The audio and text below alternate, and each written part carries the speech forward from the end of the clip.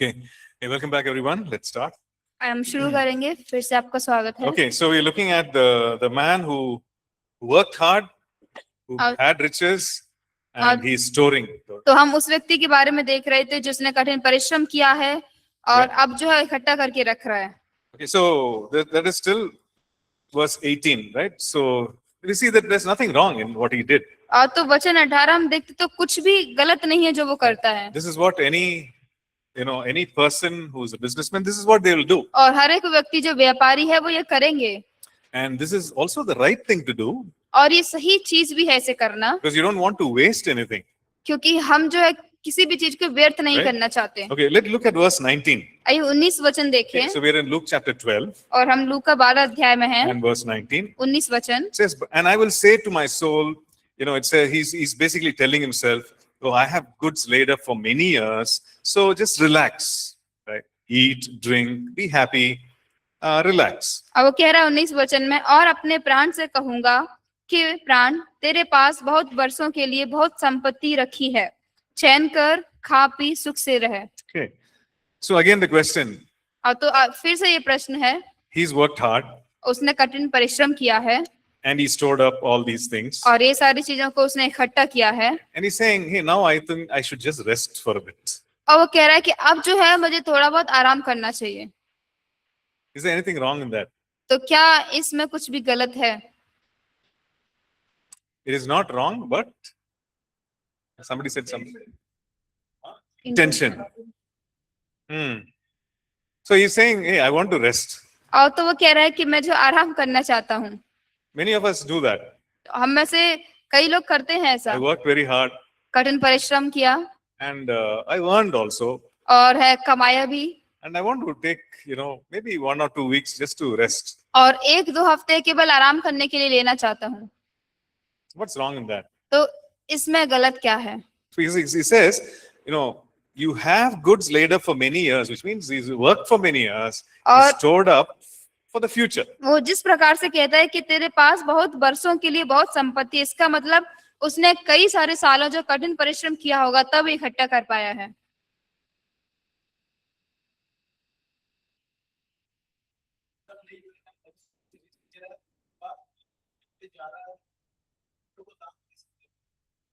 Now we don't know. हमें नहीं पता इस बारे में। Just saying, just relax. वो कह रहा है कि आराम करना है, चैन से रहना है। Probably he gave, we don't know. कि शायद उसने दिया होगा तो हमें नहीं पता। Look at verse 20. और 20वां वचन देखें। So God has some hard words for him. और परमेश्वर के पास उसके लिए कुछ कठोर शब्द हैं। This night your soul will be required of you, which means that everything, your natural physical life will come to an end today. और कि जो भी तुम्हारा भौतिक जीवन है, जो शारीरिक जीवन है, वो आज ही जो खत्म हो जाएगा। So whatever you have saved, तो जो कुछ भी तुमने बचाया हुआ है, whose will it be? Right?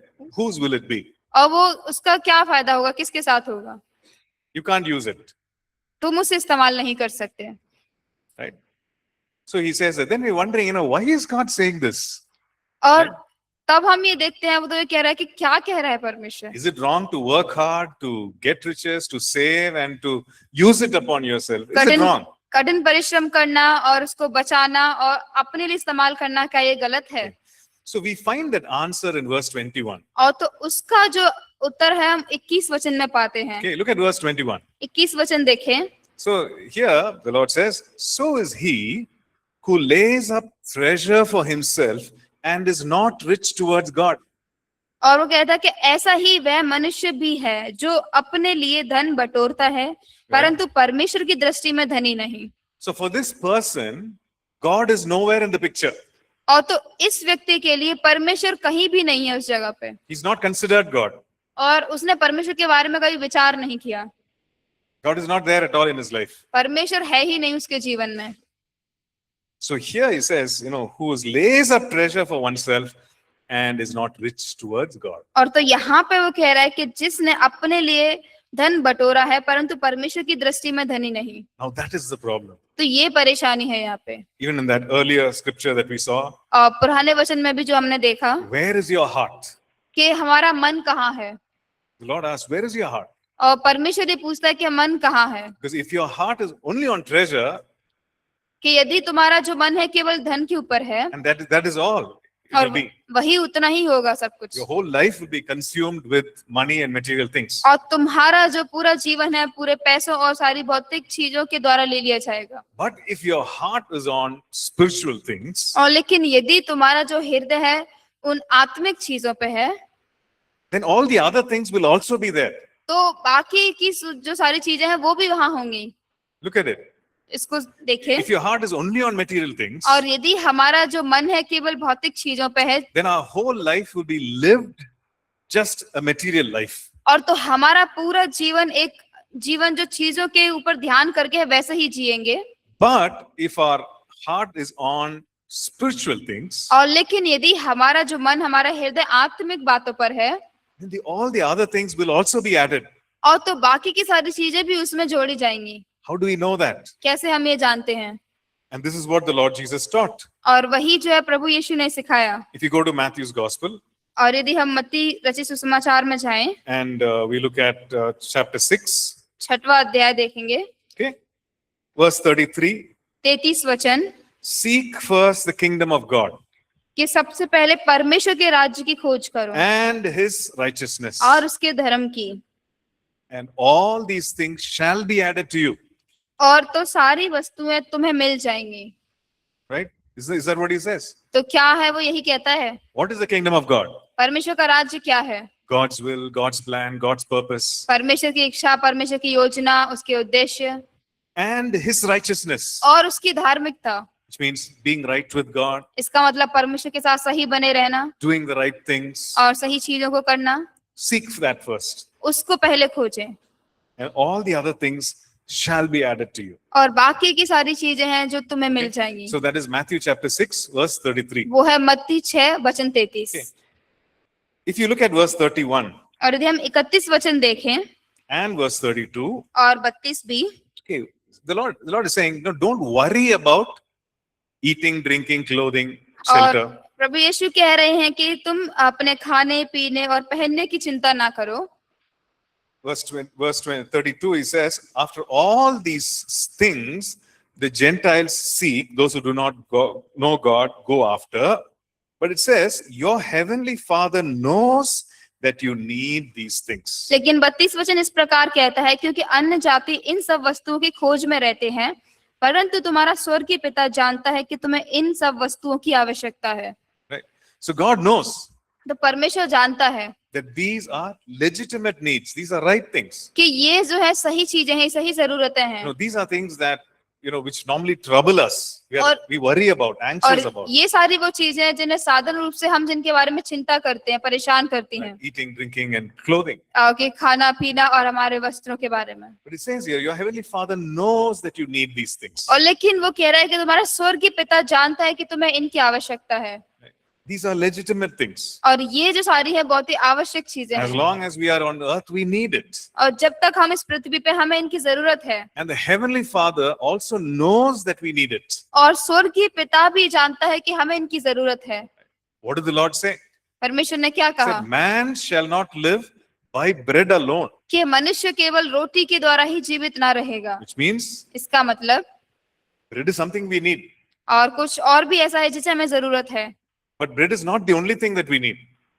रोटी कुछ ऐसी है जिसकी हमें जरूरत है, लेकिन वो केवल वही चीज नहीं है जिसकी हमें जरूरत है। But we need the word that comes from God. लेकिन हमें उस वचन की भी जरूरत है जो परमेश्वर से आता है। Which means something of the Spirit. इसका मतलब कुछ आत्मिक के बारे में है। But he doesn't say, hey, you don't need food, you don't need water. लेकिन वो ये नहीं कहता कि नहीं तुम्हें भोजन और पानी की जरूरत नहीं है। He doesn't say that. वो ये नहीं कहता। He knows that we have those needs. और वो जानता है कि हमारी वो आवश्यकताएं But he होंगी। says, you seek the kingdom of God और वो कहता है कि परमेश्वर के राज्य की खोज करो and the righteousness of God. और उसकी धार्मिकता को, And all the other things will fall in place. तो सब वस्तुएं भी तुम्हें मिल जाएंगी। Okay. And therefore, when we look at Luke chapter 12, और इसीलिए फिर हम देखते हैं लूका 12 अध्याय। the man did all the right things, और तो इस व्यक्ति ने सारी चीजें ठीक ही की, but he didn't have a heart for God. लेकिन उसका जो हृदय था वो परमेश्वर के लिए नहीं था। He wasn't rich towards God, वो परमेश्वर के प्रति जो है धनी नहीं था। right?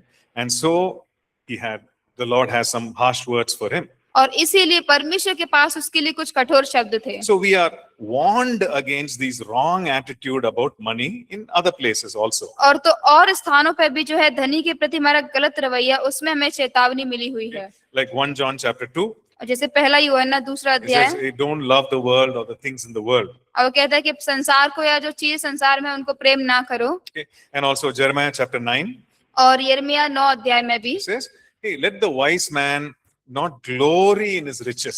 और कि जो बुद्धिमान व्यक्ति है अपने धन में वो अपनी महिमा ना बढ़ाए। I'm sorry, the rich man, let him not glory in his riches. और जो धनवान व्यक्ति है अपनी धन में वो महिमा को ना बढ़ाए। So what should I celebrate? What should I glory in? What should I be happy और about? तो किस बारे में हमें खुश होना चाहिए, किस बात में महिमा बढ़ाई करनी चाहिए?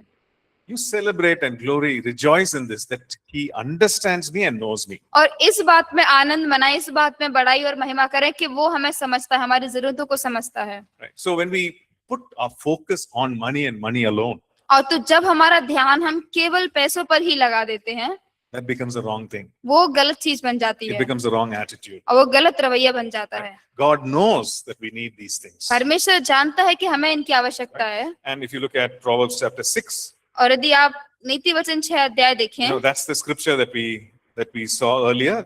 और Proverbs 6 to 11. वो वचन है जो हमने पहले भी देखा, नीति वचन 6 से 11। It shows that God is not against us working. और वो ये दिखाता है कि परमेश्वर हमारे कार्य करने के खिलाफ में नहीं है।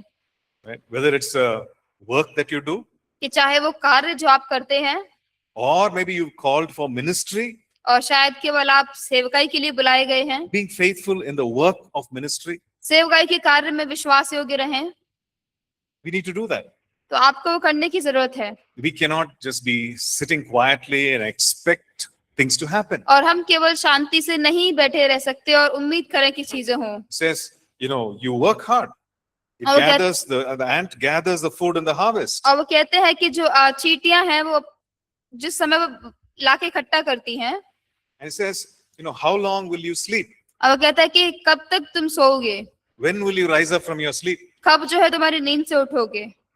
If you don't rise up from your sleep and work, then poverty will come. और यदि तुम अपनी नींद से उठ के काम नहीं करोगे तो जो है निर्धनता आएगी, Lack will come. तो कमी आएगी वहां पे। So God doesn't want you to do that. तो परमेश्वर नहीं चाहता कि आप उसे करें, And that's why we have the instruction. और इसीलिए हमारे पास जो है Look वहां at पे the- निर्देश हैं। Look at the ant, learn, change your life. चींटियों को देखें, सीखें और अपने जीवन को बदलें, Work hard. कठिन परिश्रम करें। And so we understand these things. तो हम ये सारी चीजें समझते हैं।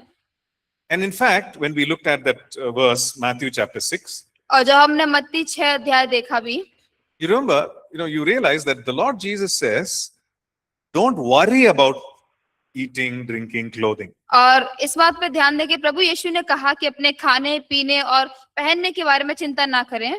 He didn't say, don't work for eating, drinking, clothing. उन्होंने ये नहीं कहा कि अपने खाने पीने और पहनने के लिए काम ना करें, For those needs that we have, उन सारी जरूरतों के लिए जो हमारी हैं। the Lord is saying, don't worry. प्रभु कह रहे हैं कि उनके बारे में चिंता ना करें। Right? When we study Proverbs, we see that hey, it's okay to work for those आज हम things. नीति वचन में ही पढ़ते हैं तो कहते हैं कि उन सारी जरूरतों के लिए काम करना अच्छी बात है। Many times we get confused. कई बार हम उलझन में पड़ जाते हैं See, the Lord Jesus said, look at the birds of the air, कि प्रभु यीशु ने कहा कि आकाश के पक्षियों को देखो, look at the flowers of the field. और जो फूल हैं इस पृथ्वी को उन्हें देखो। Right? Will He not provide for all this? क्या वो इन सब के लिए प्रबंध नहीं कराएगा? And won't He provide for you? और क्या वो तुम्हारे लिए प्रोवाइड ना कराएगा? Yes, He will. वो हमारे लिए कराएगा। But the Lord is saying, don't worry. लेकिन प्रभु कह रहे हैं कि चिंता मत करो। He's not saying, don't plan or don't work. और वो ये नहीं कह रहा कि योजना ना बनाओ, काम ना करो। Right? So those are two different things. तो वो दो अलग बातें हैं। Okay, so we looked at right attitudes, wrong attitudes. तो हमने सही रवैये और गलत रवैये दोनों को देखा। And now let's look at chapter 2 अब दूसरा अध्याय देखें and try to understand this word prosperity. और जो शब्द है संपन्नता, इसे समझने का प्रयास करें। What does this prosperity mean? और संपन्नता का मतलब क्या है? Many people, use this word, prosperity, कई लोग जो है इस संपन्नता शब्द का इस्तेमाल करते हैं and also they get very angry और वो about है certain teachings in the church about prosperity gospel. और जो संपन्नता के कुछ संदेश होते हैं उनके बारे में वो गुस्सा भी हो जाते हैं। Right? So what is this prosperity? और तो ये संपन्नता है क्या? To prosper means to be successful. संपन्न होने का मतलब है सफल होना। Okay. If somebody is doing business, और यदि कोई व्यापार कर रहा है, to prosper for them is to have good business and earn good money. संपन्न होने का मतलब उनके लिए है कि अच्छा उनका व्यापार चले, अच्छा पैसा कमाएं।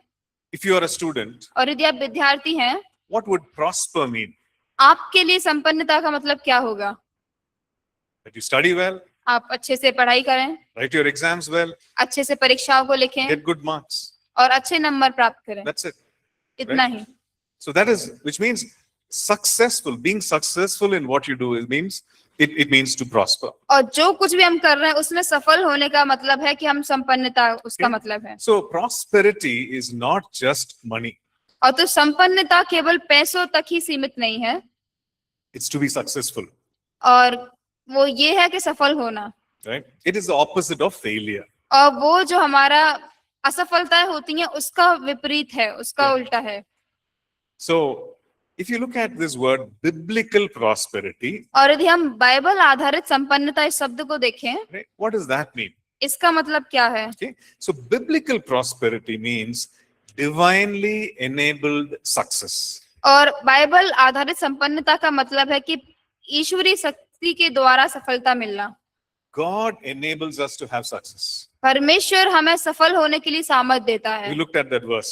हमने वो वचन देखा भी। He is the one who gives us the power to get wealth. कि वही है हमें धन संपत्ति पाने के लिए सामर्थ देता है। So when we say biblical prosperity, it means divinely enabled. Supernaturally, God gives us the जब हम ability. कहते हैं कि बाइबल आधारित संपन्नता, वो परमेश्वर हमें योग्यता देता है अलौकिक रूप से।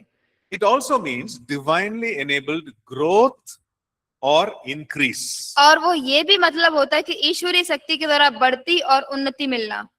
This growth and increase comes through divinely appointed methods. और ये बढ़त और उन्नति जो है परमेश्वर के नियुक्त संसाधनों के द्वारा प्राप्त होती है। So that's the thing. तो ये Right. बात है। It can, growth and increase can come in unrighteous ways also. और तो बढ़त और उन्नति जो है अधार्मिकता के रूप से भी आ सकती है। And we can say, I'm prosperous. और हम कह सकते हैं कि हम संपन्न हैं। But when we say biblical prosperity, लेकिन जो हम बाइबल आधारित संपन्नता के बारे में बात it करते means हैं, God appointed methods. इसका मतलब परमेश्वर के द्वारा नियुक्त किए गए संसाधन। So divinely appointed methods. और तो ईश्वरीय शक्ति द्वारा नियुक्त किए गए साधन। And what is this prosperity for? और ये जो संपन्नता है किसके लिए है? Means God appointed purposes. और परमेश्वर के द्वारा नियुक्त किए गए उद्देश्यों के लिए। So this is what biblical prosperity is. और बाइबल आधारित संपन्नता का मतलब यही है। So when we're talking about prosperity, we're talking about this. और जब हम संपन्नता के बारे में बात कर रहे हैं तो हम इस बारे में बात कर रहे हैं। Right? God enables us. परमेश्वर हमें सामर्थ देता है। God gives us the method. परमेश्वर हमें तरीके देता है। And we use that prosperity for His purposes. और हम उस संपन्नता को उसके उद्देश्य के लिए इस्तेमाल करते हैं। Right? So it starts with God. और तो ये परमेश्वर से शुरू होती है, It continues with God. उसके साथ चलती रहती है And is used for His purposes. और उसके उद्देश्य के लिए इस्तेमाल की जाती है। So this is what biblical prosperity is. और तो बाइबल आधारित संपन्नता का मतलब यही है। So it honors God. ये परमेश्वर को आदर करती है। He's happy when His people, His sons and daughters, prosper in these ways. और वो खुश होता है कि जब उसके बेटा बेटी इन तरीकों में संपन्न होते हैं। Right? So when the Bible talks about this, we see in 2 Chronicles chapter 16 and verse 9. और बाइबल इस बारे में बात करती है, दूसरा इतिहास 16 अध्याय वचन 9, उसमें देखेंगे। We see that the Lord wants to prosper us in the right way. और हम देखते हैं कि परमेश्वर जो हमें सही तरीकों से जो संपन्न करना चाहता है। Okay.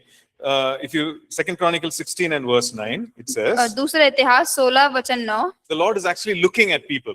और परमेश्वर जो है लोगों के ओर देख रहा है। He's searching the earth और वो जो पृथ्वी को खोज रहा है and He's looking at people. और वो लोगों को देख रहा है। And He's saying, how can I show myself strong? और वो कह रहा है कि कैसे जो है मैं खुद को मजबूत करके दिखा सकता हूँ। Is God strong? क्या परमेश्वर मजबूत है? Is He powerful? क्या वो सामर्थशाली है? So the Lord is actually looking and saying, how can I show myself strong on behalf of this boy or on behalf of this girl? परमेश्वर वो देख रहा है लोगों को और कह रहा है कैसे जो है मैं इस व्यक्ति की ओर से खुद को सामर्थशाली करके दिखा सकता हूँ, How can I show my power? कैसे मैं मेरी सामर्थ को दिखा सकता हूँ, How can I show my character कैसे मेरे स्वभाव को दिखा सकता हूँ in this person's life, इस व्यक्ति के जीवन में, through that person's life? इस व्यक्ति के जीवन के द्वारा। So God is actually searching. तो परमेश्वर है यहाँ पे खोज रहा है, But there's one condition. लेकिन एक यहाँ पे शर्त है, It says here, कह रहा है, he wants to show himself strong और वो खुद को जो है सामर्थ करके दिखाना चाहता है on behalf of those whose heart is loyal to him. और उन लोगों की ओर से जिनके हृदय जो है परमेश्वर के सामने वफादार हो। He's looking for those whose heart is loyal. और वो उनकी ओर देख रहा है कि जिनके हृदय परमेश्वर के प्रति मजबूत हो, उनके वफादार हो। Right. So what does that mean? That means one who's faithful, इसका मतलब कि जो विश्वास योग्य हो, not just in words, केवल शब्दों में ही नहीं, but in their heart. लेकिन उनके हृदय में। Now there are two ways you can obey some instruction. और दो तरीके हैं किसी निर्देशों को आप उनका आज्ञा पालन कर सकते You हैं। know, in Bangalore we have helmet rule, और बैंगलोर में जो हेलमेट रूल है, which means both the one who's riding the bike and one who's sitting behind should wear helmet. और जो चला रहे हैं बाइक और जो उनके पीछे बैठे हैं, दोनों को हेलमेट पहनने चाहिए। Okay. But people obey that rule differently. और लेकिन लोग जो है उस बात का, उस नियम का पालन दूसरे तरीके से करते हैं। You'll see someone going on the bike. और आप किसी को देखेंगे बाइक पे जाते हुए, They have the helmet with them. उनके साथ हेलमेट होता है, But where is the helmet? लेकिन हेलमेट कहाँ है? It is on the gas tank. It is on the petrol tank. और वो पेट्रोल टैंक पे होता है, Or it is in their hand like और this. और या तो फिर उनकी बाजू में होगा। What is the rule? तो नियम क्या है? One who's riding the bike should have a helmet. और जो बाइक चला रहा है वो हेलमेट को पहनने चाहिए। Means they need to wear it. इसका मतलब उन्हें पहनना है, But they carry it on the petrol tank or on the hands. लेकिन उनके हाथ में या पेट्रोल टैंक पे उसे रखते हैं। And when they're nearing a signal, और जब वो सिग्नल के पास में होते हैं, when they see the policeman there, जब वो देखते हैं पुलिस को वहां पे, then they'll take the helmets. Sorry.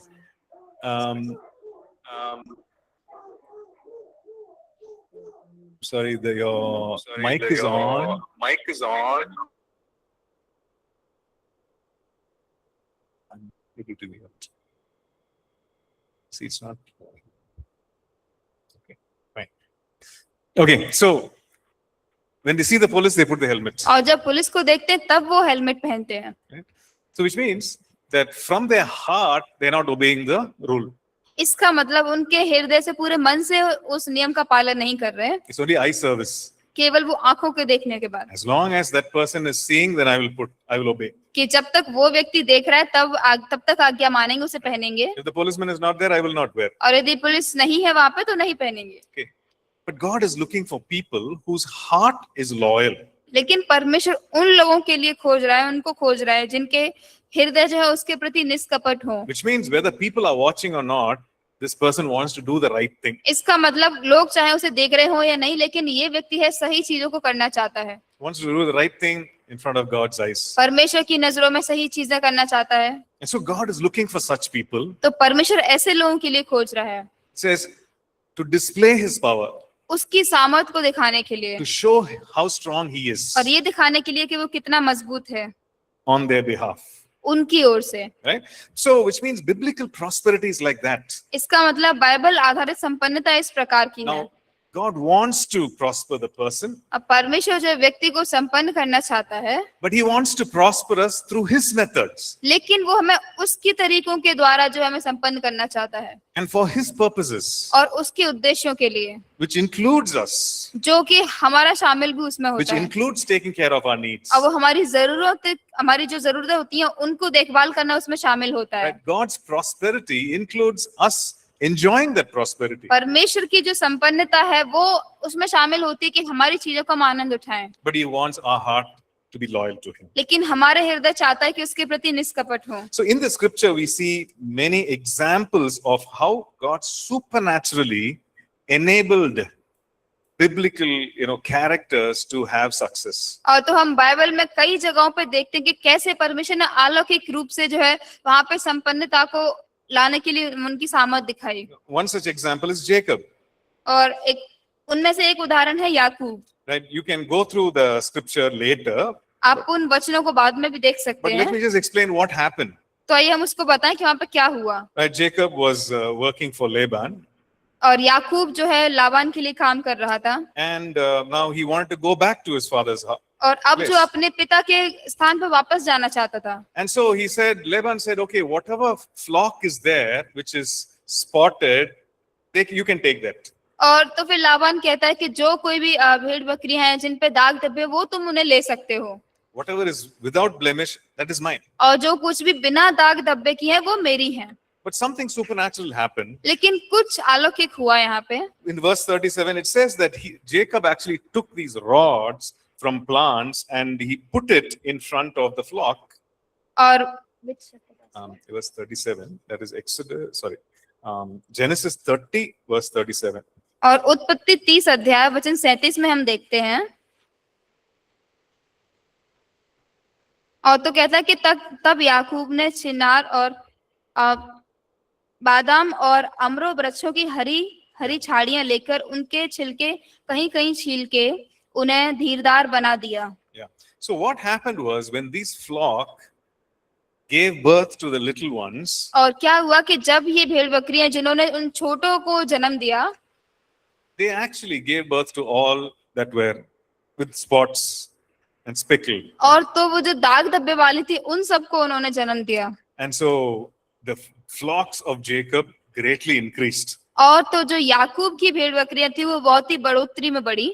And so this was something supernatural that happened. तो ये कुछ अलौकिक था जो वहां पे हुआ, And it was not a natural means. और उसमें कोई प्राकृतिक खाब नहीं था, But God prospered Jacob. लेकिन परमेश्वर ने याकूब को संपन्न किया। Right? In the same way, God will prosper us also.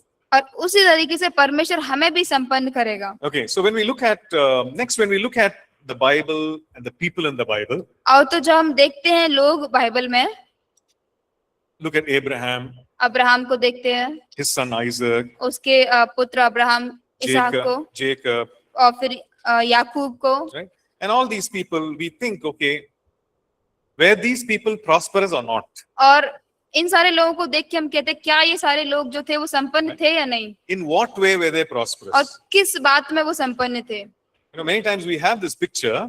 Let's say, Abraham. It says he went not knowing where he was going, right? और कई बार हम जो इस बात को वचनों को ये समझते हैं कि जैसे अब्राहम के बारे में बताता है कि वो ना जानते हुए कि कहाँ जा रहा है वो आगे बढ़ा, He put his faith in God, और वो अपना विश्वास उसने परमेश्वर में दिया। and so many times we think, okay, he had this stick in his hand और तो कई बार हम सोचते हैं कि उसके हाथ में वो लाठी होगी and he's walking around. और वो चल रहा है, He's wearing his sandals, और वो अपनी सैंडल्स को पहना है all torn cloth, और फटे हुए कपड़े, and he's just roaming around. और वो आसपास यूं ही घूम रहा है। But the Bible shows a different picture. लेकिन बाइबल जो इसका अलग चित्र दिखाती है। Let's look at Genesis 24. तो आइए देखें उत्पत्ति 24 अध्याय। This is the testimony of Abraham's servant. और ये अब्राहम का जो दास है उसकी गवाही है। Okay, and this is what he says. और वो ये कहता है, The Lord has blessed my master greatly. Genesis 24, verse 34.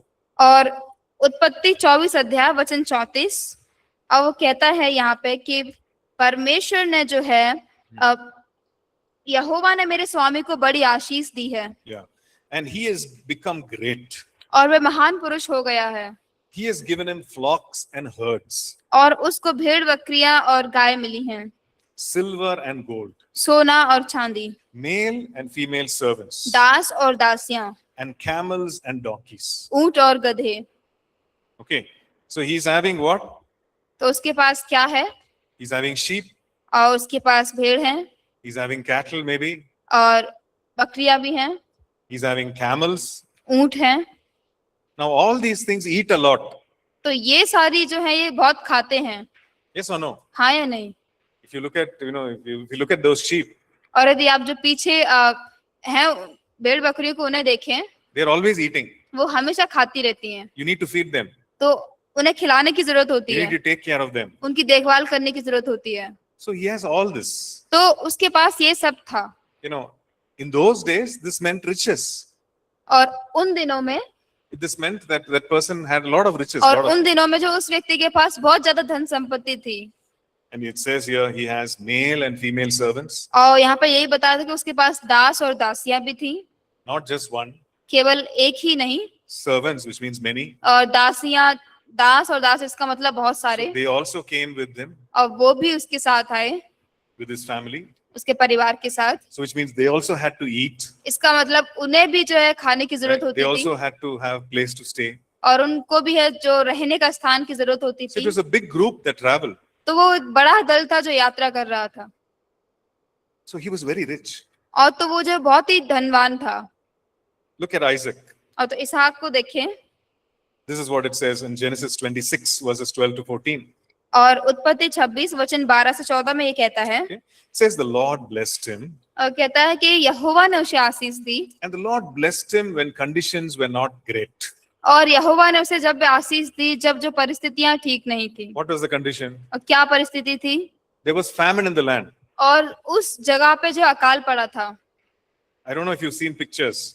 और हमें नहीं पता कि आपने पिक्चर्स देखी When हैं, there's no rain on a land for lots of months or years, और जब किसी स्थान पे कई महीनों कई सालों तक जगह नहीं बारिश नहीं होती, the land becomes cracked. और तो जो भूमि है पूरी सूख जाती है, Nothing is growing, कुछ भी नहीं उसमें उगता। right? So there was famine in the land. और तो उस स्थान पे जो है अकाल पड़ा था, There was no rain. कोई भी बारिश नहीं थी। But it says something happened here. लेकिन यहाँ पे कुछ बताता है कि हुआ, The Lord blessed him. यहोवा ने उसे आशीष दी। Everyone was moving out. हर कोई जो है आगे बढ़ रहे थे, चल रहे थे। When there's no rain and then there's no crops to be grown, people will move to another place, right? और जब बारिश नहीं है, कोई फसल नहीं उग रही, तो लोग है दूसरी जगह पे जीने के लिए चले जाएंगे। So they're saying, "Oh, Bangalore is not getting any rain. तो वो कहेंगे कि बेंगलोर में कोई बारिश नहीं हो रही है, Let me go to Hyderabad. और मुझे हैदराबाद में जाने दे, Let me go there." और मैं वहां जाऊं। Like people move. तो लोग एक जगह से दूसरी जगह जाते हैं। But when that happened, लेकिन जब वो हुआ, God told Isaac, "You stay here. परमेश्वर ने इसहाक को बोला कि तुम यहीं बने रहो, You farm in this land." और इसी जगह पे जो है तुम खेती So it करो। must have taken, Isaac by shock. और तो इसहाक को यहाँ पे बहुत ही अचंभा हुआ होगा What can I do here? कि मैं यहाँ पे क्या कर सकता But हूँ, he stays लेकिन वो वहीं पे रुका, because God told him. क्योंकि परमेश्वर ने बोला इसीलिए। And he sows in that land. और उस जगह पे वो बोता है। Just read that verse. इस वचन को पढ़ें, Genesis 26, verse 13. और उत्पत्ति 26 अध्याय वचन 13, Just look into your Bible, Genesis 26 and verse 13. और उत्पत्ति 26 वचन 13 इस वचन को पढ़ें। It says, the man began to prosper, और वो कहता है कि और वह बड़ा और उसकी उन्नति होती चली गई, continued prospering, और वो लगातार उन्नति उसकी होती चली गई, until he became very prosperous. यहाँ तक कि वह अति महान पुरुष हो गया, For he had possessions of flocks and possessions of herds, और कि उसके पास जो है गाय, बैल, भेड़, बकरी, and a great number of servants. और बहुत से दास दासियां, So the Philistines envied him, जिससे कि फलिस्ती उससे ढा करने लगे। right? The Philistines, the people in the land, और जो फलिस्ती लोग थे उस जगह पे they envied him.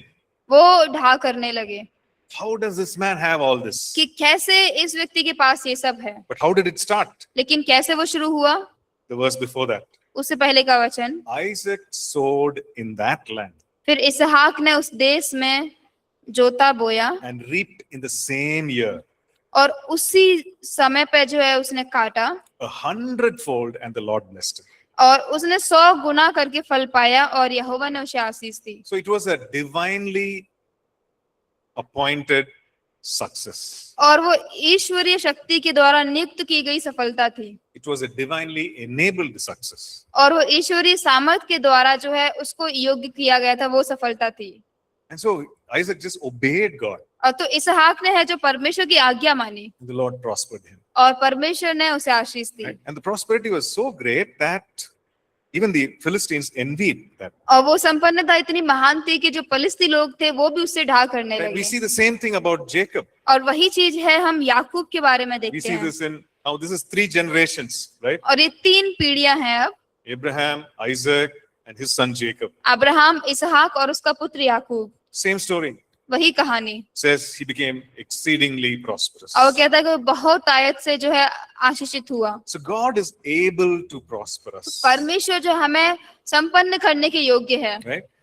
God is able to prosper us. परमेश्वर संपन्न करने के योग्य है, And he's looking for people whose heart is loyal to him और जिनके हृदय उसके प्रति निष्कपट है वो उनकी खोज में है, so that he can prosper them. जिससे कि वो उन्हें संपन्न कर सके। Now let's look at Joseph. तो आइए अब यूसुफ को देखें। Now Joseph, the Lord prospered him in a very different way. और यूसुफ को परमेश्वर ने बहुत ही अलग तरीके से संपन्न So we किया। read about Joseph in Genesis 39. Yusuf के बारे में उत्पत्ति 39 में पढ़ते हैं, And it says the Lord was with Joseph. और ये कहता है कि यहोवा परमेश्वर के साथ था। Okay. And it says, and he was a successful man. और वो कहता है कि वो एक सफल व्यक्ति था। Who was with Joseph? Yusuf कौन था? Lord was with Joseph. Right? No, who was with Joseph? और यूसुफ के साथ कौन था? Right? And so because the Lord was with Joseph, और यहोवा यूसुफ के साथ था, उसी के कारण it says he was a successful man. और वो कहता है कि वो एक सफल व्यक्ति था। And it says he was in the house of his master, the Egyptian. और वो कहता है कि अपने स्वामी के घर में मिस्र में था। Now I want to ask you a question. आपको ये प्रश्न पूछना चाहते हैं, In the house of the Egyptian, और उस मिस्री के घर में right? Was Joseph a slave or a free man? क्या यूसुफ जो था एक दास व्यक्ति था या फिर आजाद था? He was a slave. वो दास था। But the Bible says he was a successful slave. और लेकिन बाइबल कहती है कि वो भाग्यमान, वो यानी कि सफल था। He was successful. वो सफल था He was prosperous. और वो संपन्न था। Which means whatever he did, it was successful. इसका मतलब जो कुछ भी उसने किया वो संपन्न हुआ, वो सफल था। Whatever work he did, जो कुछ भी कार्य उसने किया he did it well. उसने अच्छा किया। How and why? कैसे और क्यों? The Lord was with him. क्योंकि यहोवा उसके साथ था। And we also know that his heart was loyal towards God. और हम ये भी जानते हैं कि उसका हृदय परमेश्वर के प्रति निष्कपट था। Right? Look at this, verse 3. आइए तीसरे वचन को देखें। Genesis 39 and verse 3. उत्पत्ति 39 वचन 3। Yeah. Just read from the Bible. It आइए says here, the master saw that the Lord was with him. और ये कहता है कि यूसुफ के स्वामी ने देखा कि यहोवा उसके संग रहता है। Okay, so the Egyptian who did not worship Yahweh, he saw something different about this man. और तो जो मिस्री वो यहोवा की आराधना नहीं करता था, उसने इस व्यक्ति में कुछ अलग देखा। He says, hey, the Lord is something different about this person. Some God is with him. और वो कहता है कि इस व्यक्ति के बारे में कुछ तो अलग है और ये उसका यहोवा उसके साथ है। And he also noticed that God was making him prosper in all things. और उसने ये भी उसमें नजर में लेके आया कि यहोवा जो उसे सब कामों में सफल कर रहा So था। what did he do? तो उसने क्या किया? He made him a manager of the entire household. और उसके पूरा जो घराना था उसका प्रबंधक करके उसे बना दिया। Everyone had to report to him. हर कोई है उसको आके बात बताते, Right? रिपोर्ट All करते the थे। people who worked there was under the authority of this slave.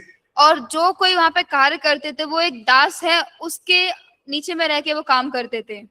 And that's how the Lord prospered him. और इस प्रकार से जो परमेश्वर ने उसे सफल किया। But things didn't go well for Joseph और लेकिन यूसुफ के लिए चीजें अच्छी नहीं चली ज्यादा, because he was loyal to God. क्योंकि वो परमेश्वर के प्रति निष्कपट था। He had to say no to the advances of Potiphar, और जो Potiphar's wife. Sorry. अब जो पोतीपर की पत्नी थी उसकी जो बात बोली उसको उसके लिए उसे ना कहना पड़ा। He had to say no उसको ना कहना पड़ा था because he says, "How can I do this thing against God? कि कैसे मैं ये चीजें जो यहोवा के खिलाफ मैं कर And सकता how हूँ can I do this against my master?" और कैसे मैं मेरे स्वामी के खिलाफ मैं कर So we सकता know हूँ। that he was very loyal तो to हम God. जानते हैं कि परमेश्वर के प्रति बहुत ही निष्कपट था, But he was put in prison. लेकिन वो जेल में डाल दिया गया। And so in prison, what happened? और तो जेल में क्या हुआ? We see something amazing happening. हम कुछ बहुत ही अच्छा देखते होते हुए। It says here, the keeper of the prison, verse 23. और 23 वचन यहाँ पे कहता है, The keeper of the prison, which means the soldier who was overseeing the prison, did not look into anything that was under Joseph's authority. और कहता है कि यूसुफ के बस में जो कुछ था उसमें से बंदी गृह के दरोगा को कोई भी वस्तु देखनी ना पड़ती थी, Because the Lord was with him. क्योंकि यहोवा यूसुफ के साथ था।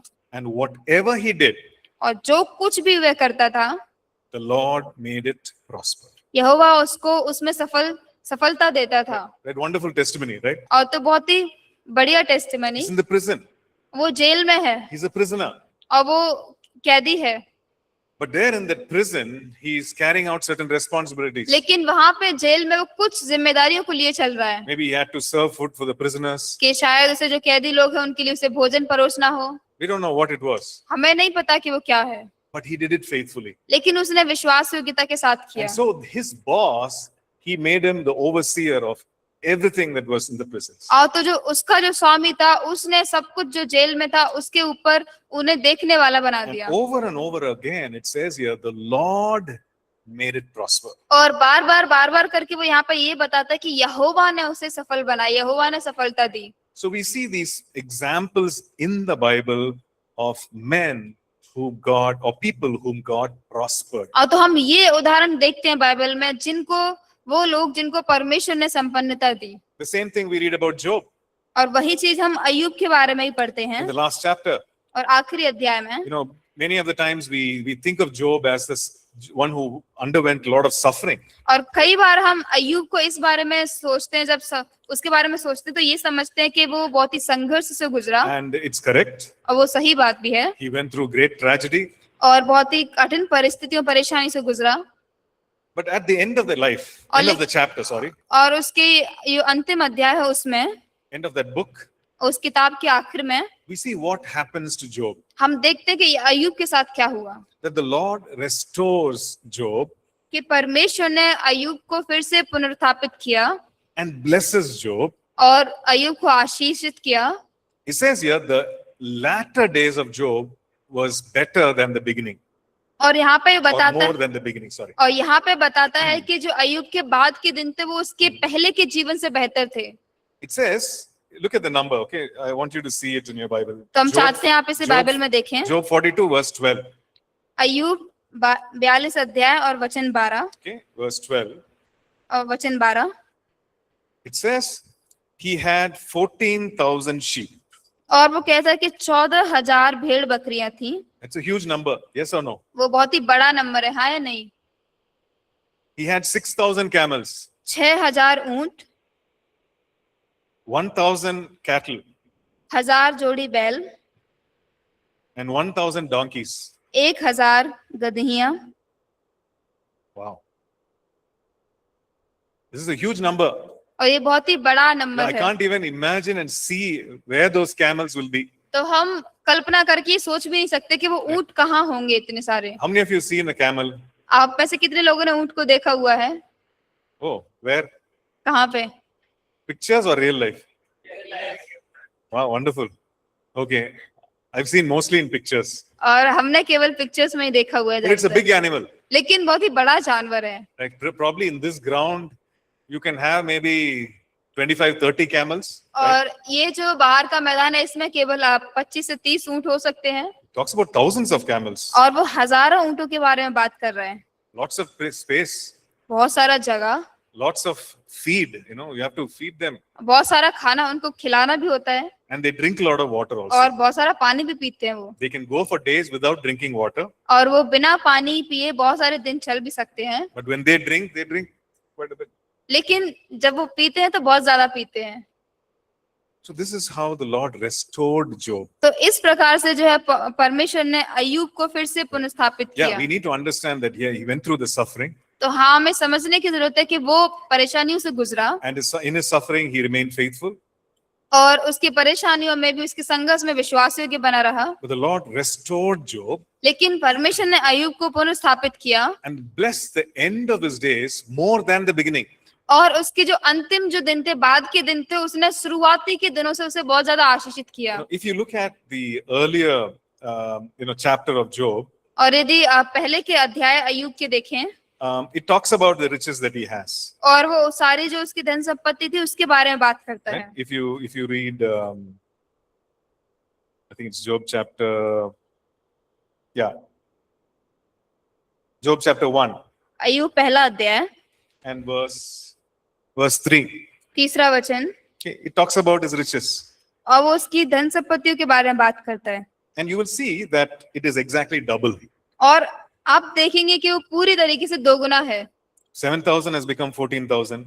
7,000 अब 14,000 बन चुके हैं, 3,000 has become 6,000, 3,000 6,000 बन चुके हैं, 500 has become 1,000. और 500 है वो, Yeah, 500 has become 1,000. right? 500 है 1,000 बन चुके हैं। So we see that the Lord has actually restored and blessed. तो हम देखते हैं कि परमेश्वर ने उसे बेहतर तरीके से पुनर्स्थापित So किया। you know, we are looking at all these biblical और examples. तो हम ये सारे जो बाइबल आधारित उदाहरण है देख रहे And you हैं। know, today you might think, oh, why are we all talking about money and wealth and prosperity? तो Right? आज आप सोच सकते हैं कि क्यों हम ये धन संपत्ति पैसा इन सब के बारे में बात कर रहे I हैं। thought we came to STBC to learn about spiritual things. और मैंने सोचा था कि मैं तो एसटीडीसी में आत्मिक चीजों को सीखने के लिए आया And you're हूँ, talking about worldly things. और आप जो है सांसारिक चीजों के बारे में बात कर रहे हैं। Why are we doing this? क्यों कर रहे हैं? But when God gives, लेकिन जब परमेश्वर देता है it is something spiritual. वो कुछ आत्मिक है, And we need to know how to handle money. और हमें जानने की जरूरत है कि कैसे हमारा जो धन है उसको हम इस्तेमाल में लेके आए, Because- संभालें। Because as children of God, क्योंकि परमेश्वर की संतान होने के नाते and as people who want to be trained for ministry, और लोग जो परमेश्वर की सेवकाई के लिए तैयार होना चाहते हैं उनके नाते, if we don't have the right hold of money, और यदि पैसों की हमारे पास सही पकड़ नहीं है then money will hold us. तो जो धन है वो हमें पकड़ लेगा, Money can lead us astray. और जो धन है वो हमें दूर कर सकता है, It can lead us astray from our faith. और हमारे विश्वास से हमें अलग कर सकता है। Right? So it's very important तो ये बहुत ही महत्वपूर्ण है for us to have the right understanding of God and money. धन और परमेश्वर की सही समझ होने के लिए। Okay? So we'll stop here. तो हम यहाँ समाप्त करेंगे, Tomorrow we're रोकेंगे, going to look at some of the people who fell because of money. और कल हम कुछ उन लोगों के बारे में देखेंगे जो पैसों के कारण, धन के कारण वो And- गिर भी गए। So the Bible talks about both. और बाइबल है दोनों के बारे में बात करती People है, who are blessed और जो लोग आशीषित हुए and people who actually fell because of money. और जो धन के कारण उनके मोह में पड़ के गिर पड़े। Okay, so why don't we pray and close? तो क्या हम प्रार्थना करें और समाप्त करें? So right where you are, you just close your eyes and you just pray to So- the Lord. जहाँ कहीं भी आप है, आप आपकी आंखों को बंद करें और प्रार्थना करें परमेश्वर से, You know, based on what we heard now, जो हमने सुना उसके आधार पर। you know, if you had a wrong understanding of money, और यदि धन के बारे में आपकी गलत समझ थी आपके पास, just ask the Lord, परमेश्वर से पूछे, Lord, you change my mind. परमेश्वर आप मेरे मन को बदलें, You give me revelation by your spirit. अपनी आत्मा के द्वारा आप मुझे प्रकाशन दें, I want to have the right understanding. और मैं जो सही समझ को रखना चाहता हूँ, I want to use money rightly.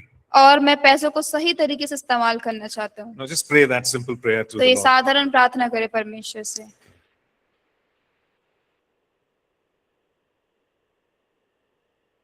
Right? And the second thing that we can pray, और दूसरी चीज जो आप प्रार्थना कर and सकते maybe हैं, you know you're saying I don't have enough. और कि शायद आप कह रहे हैं कि मेरे पास तो पर्याप्त नहीं है, You know, we looked at all the examples in scripture. और हमने बाइबल में सारे उदाहरणों को देखा How God is a God who richly blesses. कि कैसे हमारा परमेश्वर वो परमेश्वर है जो बहुतायत से आशीष देता है, How God is the one who stays with us forever. और कैसे हमारा वो परमेश्वर है कि हमारे साथ सदा के लिए बना रहता है। And so why don't you pray today and say, Lord, you prosper me. और तो क्यों ना आप आज प्रार्थना करें और बोले कि परमेश्वर आप मुझे संपन्न बनाए, Let me be loyal to you. और मैं आपके प्रति वफादार रह सकूं, Let my heart be stayed on you. और मेरा हृदय मेरा मन आपकी ओर लगा रहे, But you prosper me, Lord, और आप मुझे संपन्न बनाए, so that I can give generously, जिससे कि मैं उदारता से दे सकूं, so that I can have enough for all my needs, और जिससे कि मेरी सारी जरूरतों के लिए मेरे पास वो पर्याप्त हो सके, so that I can have enough and more to help others also. और जिससे कि मेरे पास काफी और ज्यादा हो दूसरों की मदद करने के And Lord, I लिए। want to give to the work of your kingdom. और परमेश्वर मैं आपके राज्य के कार्य के लिए देना चाहता So हूँ, prosper me, Lord. तो मुझे संपन्न करे परमेश्वर। Go ahead and pray that. तो आप आगे बढ़ के ये प्रार्थना करें। Thank you, Father.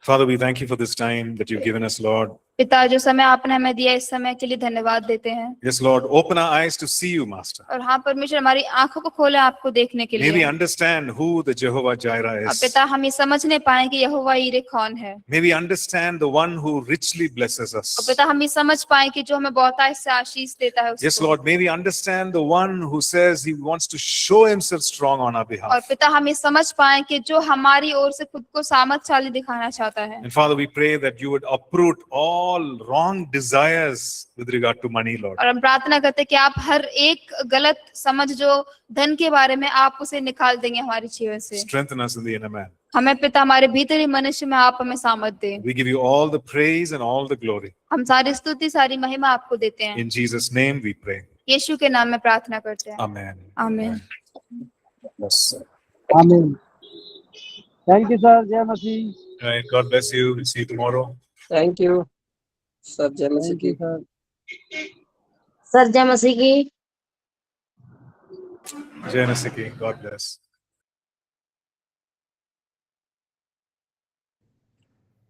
Praise Lord sir, thank you, सुंदर मैसेज।